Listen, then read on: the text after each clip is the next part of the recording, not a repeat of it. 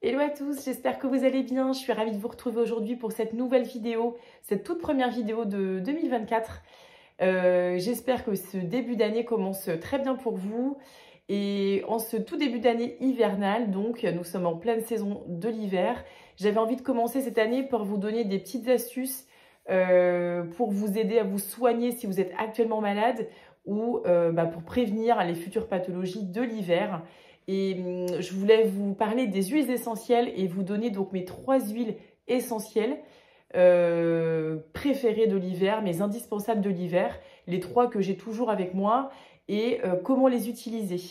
Je vais déjà juste débuter en faisant un petit aparté en vous disant évidemment de demander toujours conseil à un professionnel de santé autour de vous, surtout si vous les utilisez pour vous, pour vos enfants, donc pharmacien, préparateur, médecin, quelqu'un qui saura vous aiguiller puisque chaque cas est différent. Donc moi, je vais essayer de vous donner des petites choses faciles à faire à la maison, les bases en fait des huiles essentielles, de ces 3 huiles essentielles. Et j'espère que ça pourra vous aider chez vous. Je voulais déjà débuter par quelques petites généralités sur les huiles essentielles qui sont indispensables à savoir. Déjà, la première, c'est que toutes les huiles essentielles, elles sont donc contre-indiquées avant 3 ans. Ça veut dire que vous ne pouvez pas les utiliser du tout chez l'enfant avant 3 ans. Ça, c'est très très important. Donc, ni en diffusion, ni en voie orale, ni sur la peau, on n'en donne pas du tout. Voilà. Toutes les huiles essentielles sont également contre-indiquées chez l'épileptique et l'insuffisant hépatique. Donc ça, c'est une pathologie qui est rare, c'est pas forcément ce qu'on voit le plus. Mais voilà, ça c'est très important à savoir aussi pour ne pas faire d'erreur. Et ensuite, la plupart des huiles essentielles, une partie d'entre elles sont contre-indiquées ou fortement déconseillées chez l'asthmatique. Elles ne le sont pas toutes, mais celles que je vais vous présenter le sont. Mais je leur dirai par la suite. Donc voilà, toujours bien poser les questions avant à votre professionnel de santé, avant de les utiliser. Également, par voie orale, vous allez pouvoir les utiliser à partir de 7 ans, donc chez l'enfant. La voie orale, elles ne sont pas toutes utilisables par la voie orale. Les 3 que je vais vous présenter aujourd'hui le sont, c'est-à-dire qu'on peut les avaler. Là encore, attention, on les avale jamais pures, les huiles essentielles. Elles doivent être mises sur on va dire un produit qui a un rôle de transporteur. En l'occurrence, la meilleure chose à utiliser, c'est ce qu'on appelle le comprimé neutre. Donc un comprimé neutre, en fait, c'est donc un comprimé basique dans lequel vous allez pouvoir apposer une goutte d'huile essentielle dessus et enfin croquer, sucer ou avaler le comprimé. Éventuellement, ça peut être de la mie de pain, une cuillère à café de miel et en dernier lieu, éventuellement, un petit morceau de sucre. Là encore, vigilance notamment chez le diabétique, puisque le sucre, on va éviter d'en consommer plusieurs fois par jour, parce que là, on ferait monter la glycémie, donc le taux de sucre, ce qui est très mauvais évidemment chez le diabétique. Mais même une personne qui n'est pas diabétique, on évite de manger du sucre plusieurs fois par jour. Donc la voie orale, elle est bien à privilégier quand on le peut. Donc chez l'enfant, à partir de 7 ans, c'est une goutte 3 fois par jour. Chez l'adulte, en revanche, c'est 2 gouttes 3 fois par jour. Voilà, utilisable. Donc, je répète, sur un comprimé neutre ou un morceau de mie de pain ou une cuillère à café de miel. Là, c'est plutôt saisonnier. Là, le miel, en plus, en hiver, c'est plutôt pas mal. Ça, c'est important à savoir. Ensuite, vous avez la voie cutanée qui est possible à utiliser. Et enfin, la voie de diffusion, à mettre en diffusion chez vous. Là encore, toutes les huiles essentielles ne se diffusent pas. Donc très attention et elles ne s'avalent pas toutes non plus. Chaque huile essentielle a ses spécificités, ses caractéristiques. Donc vraiment, je vous invite, si vous avez des questions, n'hésitez pas à me les poser. Je me ferai un plaisir de vous y répondre. Mais il faut bien poser les questions avant quand vous n'êtes pas sûr. Voilà, ça c'est les petites généralités que je voulais vous dire. Là encore aussi sur la voie cutanée, on ne la met jamais pure l'huile essentielle, quelle qu'elle soit. On ne la met pas comme ça en se tartinant. On dilue avec une huile végétale de préférence, c'est-à-dire une huile d'amande douce, de macadamia, de jojoba, d'argan, enfin bref, il y en a pléthore de choix.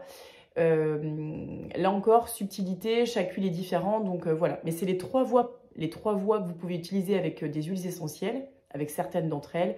La voie orale, la voie cutanée et la voie olfactive, on va dire, à mettre en diffusion à la maison. Voilà pour les petites présentations de base. Je vais commencer par l'huile essentielle qui pour moi est la plus importante pendant l'hiver, qui va être le Ravinsara. Voilà, le Ravinsara. Alors, je vous montre les marques vraiment de manière très aléatoire, parce que moi, j'ai un peu toutes les marques d'huile essentielle. Ce qui est très important à savoir, par contre, quand vous choisissez une huile essentielle, c'est que vous devez vous assurer qu'elle est pure. Pure, ça veut dire non coupée avec de l'eau, avec autre chose. L'huile essentielle doit être pure et, si possible, bio. La plupart des marques françaises, je pense que vous connaissez celle-ci, Phytosun. Bref, ça c'est une marque, allez-y les yeux fermés, c'est sécurisé, il n'y a aucun problème. Donc elles doivent être bio et pures. Et donc vous voyez, l'huile essentielle, en fait, c'est très sensible à la lumière, d'où en fait tous les flacons qui sont teintés. Si vous achetez une huile essentielle dans un commerce, dans un flacon qui n'est pas teinté, déjà, c'est pas bon signe. Voyez, moi, je vous invite à vous rapprocher que des marques, excusez-moi, françaises qualifiées, qui ont une vraie expertise dans l'huile essentielle. Je ne connais pas toutes les boutiques qui en vendent, mais les magasins Jiffy et compagnie, ce type de magasins, de boutiques, méfiez-vous et vérifiez vraiment bien l'origine des matières premières. En tout cas, Phytosun, aucun problème.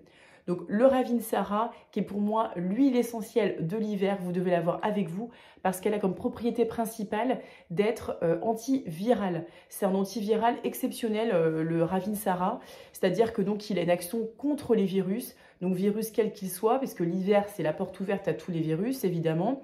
Donc que ce soit les virus respiratoires, c'est les principaux qui nous posent problème, donc les bronchites, les sinusites, les angines, les otites, mais aussi tout ce qui va être les virus comme l'herpès, le zona, la varicelle, enfin la gastro. Enfin, vous voyez, il y en a énormément. Les pathologies que l'on a l'hiver, elles sont principalement virales. La partie bactérienne, elle est très faible. Donc vraiment, le rôle du Ravinsara, il est énorme du coup pendant l'hiver. Ça, c'est très important. C'est un dynamisant aussi physique. Voilà, donc il a un rôle énergisant. Voilà, si votre corps est un petit peu fatigué, ça c'est important à savoir. Mais voilà, son rôle principal, puisque chaque huile essentielle a plusieurs caractéristiques et indications, mais son indication principale, c'est ça. C'est vraiment l'action antivirale.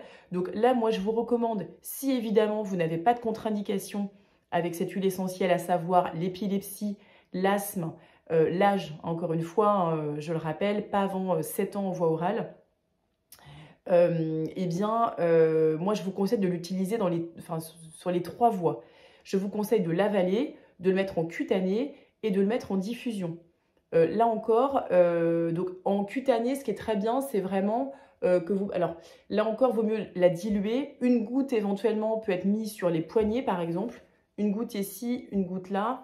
On frotte. On peut faire ce qu'on appelle une inhalation sèche. Je viens respirer vraiment pour ouvrir les voies respiratoires et même pour vous protéger, puisque ça amène une petite aura de protection, si je puis dire. Donc ça, c'est très important aussi. La voie orale, donc pareil, sur le comprimé neutre, 2 gouttes 3 fois par jour pour l'adulte. Je dirais, alors ça aussi, vigilance pendant une petite semaine. Vous faites ça quand vraiment vous êtes malade, où il y a beaucoup de malades autour de vous, grippe, Covid, etc. Mais pas plus de 7 jours. On fait attention aussi au foie. On n'utilise pas de l'huile essentielle en voie orale pendant des semaines et des semaines. Ça, c'est pas possible non plus. Donc, c'est vraiment épisodique. Mais voilà, on peut cumuler. Donc, au niveau de la voie cutanée, vous diluez avec une petite huile végétale. Vous mettez 2-3 gouttes, pas plus. Vous allez venir masser au niveau des ganglions ici. Si vous avez une angine, vous voyez, tous ces symptômes-là. Donc, au niveau des ganglions, derrière les oreilles, voilà ici, si vous sentez que les oreilles commencent à faire mal, le nez, enfin que tout commence à être pris. Et aussi au niveau de la gorge, éventuellement, il n'y a pas de problème à l'utiliser comme ça. Si vous le voulez aussi, donc la diffusion, ça c'est très bien parce que la diffusion, elle va assainir aussi l'air ambiant à la maison. Bien évidemment, le mieux, c'est d'aérer votre maison. Mais bon, ça, je pense que tout le monde le sait. Il faut aérer les chambres, aérer au maximum pour enlever toutes les parties, tous les germes qui sont stagnants, hein, les molécules stagnantes qui restent dans la maison. On aère pour vraiment qu'il y ait un risque moindre de transmission de germes. Voilà, donc ça, c'est ce que je voulais vous dire par rapport au Ravinsara, hein, très important.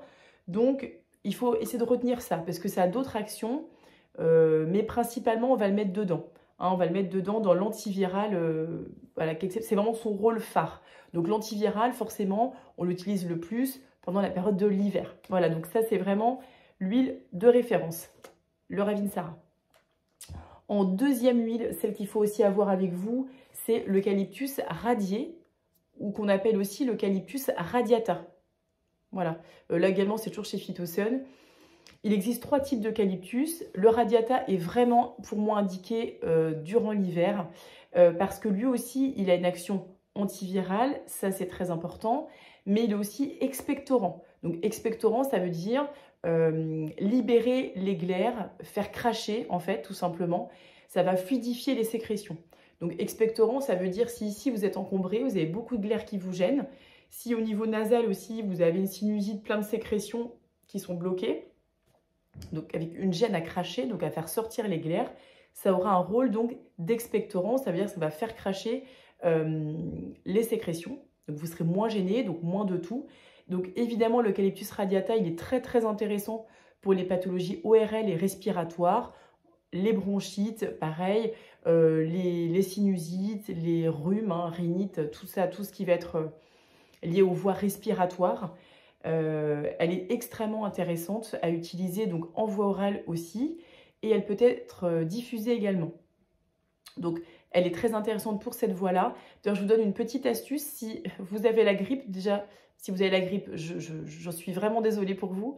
Et donc si vous avez la grippe, vous allez pouvoir utiliser, mettre quelques gouttes d'eucalyptus radiata sur une serviette mouillée, froide, que vous allez apposer sur vos mollets, au niveau des mollets. Ça va remonter la voie lymphatique en fait, donc c'est très bien lorsqu'on a un virus et qui plus est un virus fort comme celui de la grippe. Et là on est en plein dedans, donc il fait extrêmement froid, d'ailleurs au moment où je tourne cette vidéo. Il fait très froid, donc là la grippe arrive. Donc l'eucalyptus radiata c'est votre allié entre autres contre la grippe.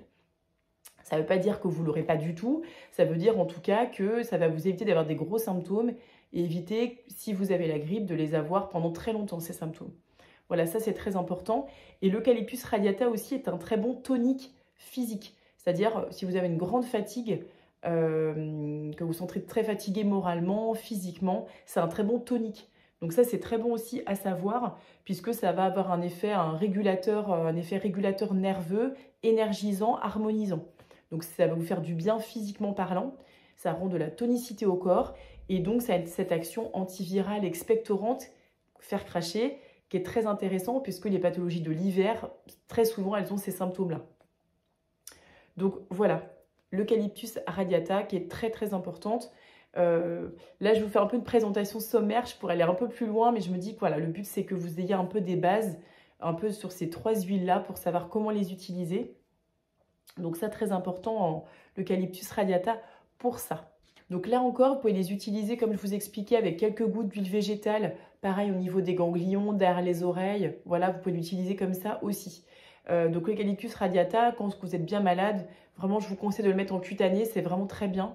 Et puis bah oui, la voie orale, on y vient, mais c'est vraiment pour moi celle qui fonctionne encore mieux. Mais plus on est malade, plus on a de symptômes. Et moins il faut hésiter vraiment à utiliser les 3 voies, la voie orale, la diffusion et la cutanée. Les 3 huiles essentielles dont je vous parle, elles sont possibles dans ce cas-là. On peut les diffuser, on peut les avaler, on peut les mettre sur la peau. Voilà. Et donc en dernier lieu, j'aimerais vous parler donc, de ma dernière huile essentielle indispensable, celle que j'ai toujours aussi l'hiver, c'est le tea tree. Donc là, c'est une autre marque, c'est Pure Essentiel. Elle est également bio, pure. Vous avez effectivement ce petit pictogramme, tout simplement. Bio et pure. Elle doit être précisée dessus que c'est pur. Très important aussi. En plus, franchement, elles ne coûtent pas très cher. Ces huiles, elles sont vraiment, je dirais, pour toutes les bourses. Et un flacon, ça dure très longtemps.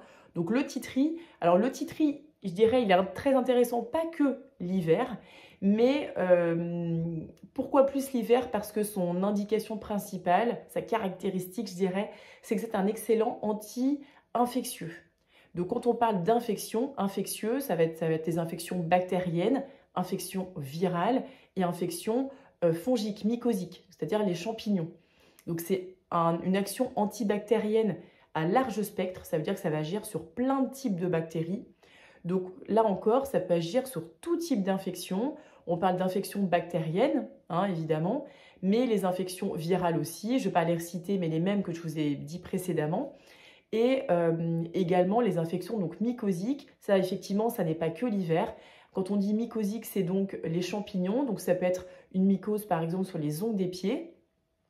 Ça peut être aussi, là on parle bactérien, un petit bouton, des boutons d'acné. Hein, ça c'est un peu plus connu le titri pour ça, que l'on appelle l'arbre à thé en français. Là encore, on peut le mettre avec une goutte. Si c'est par exemple à mettre sur un petit bouton que vous voulez sécher par exemple. Une petite goutte, hein, je dis bien, on ne tartine pas d'huile essentielle sur le visage, pas du tout, on ne fait jamais ça, jamais, jamais, jamais, jamais. Sinon vous allez retrouver avec une éruption, je ne vous raconte pas le délire. Donc une petite goutte, pareil, si on a une mycose au niveau de l'ongle de pied, on met une petite goutte sur l'ongle de pied, on met ça tous les jours pour que ensuite le champignon puisse partir plus facilement. Donc c'est vrai qu'en fait, le titri a donc cette action antibiotique naturelle. En fait, il faut vraiment le voir comme ça, l'antibiotique naturel. Donc dans les pathologies antibiotiques, les pathologies bactériennes avec lesquelles vous allez pouvoir l'utiliser, je pense aussi à tout ce qui va être buccal, dans la sphère buccale, les gingivites, les abcès dentaires. Bien évidemment, s'il y a un abcès dentaire, vous contactez votre médecin, mais donc en attendant, abcès dentaire, gingivite, les aftes aussi. Souvent, on a des aftes dans la bouche. Le titri, il a une belle indication dedans. Là encore, hein, je réitère ce que j'ai dit tout à l'heure, contre-indiqué chez l'épileptique, l'insuffisant hépatique aussi. On fait très attention. Et l'asthmatique, fortement déconseillé, contre-indiqué chez l'asthmatique. Il faut vraiment éviter de les utiliser. Parce que, bah, évidemment, ça peut vous occasionner une crise d'asthme. Donc, on évite dans ces cas-là, ça paraît logique. Voilà, j'essaie de réfléchir, de voir si j'ai oublié quelque chose. Je ne pense pas. En tout cas, pour cette présentation plutôt succincte, mais au moins qui vous permettent de savoir en quoi elles sont intéressantes pour l'hiver. J'espère que cette vidéo vous aura plu, que ça vous aura permis d'avoir des petites informations de base, et que ça vous a permis de mieux savoir comment les utiliser, et notamment là, dans cette période d'hiver qui est très propice aux germes. Voilà, j'espère que cette vidéo vous aura plu, que vous avez appris des choses et que surtout, alors je voulais vous redire, n'hésitez pas si vous avez des questions sur ces 3 huiles essentielles-là, n'hésitez pas à me les poser, je serai ravie de vous répondre. Si la vidéo vous a plu, n'hésitez pas à vous abonner, mettre un petit j'aime, ça fait toujours plaisir et ça me permettra aussi de voir un petit peu ce que vous aimez. Voilà, je vous souhaite une très bonne fin de journée ou une bonne soirée, je ne sais pas à quel moment vous verrez cette vidéo et je vous dis à la semaine prochaine. Ciao!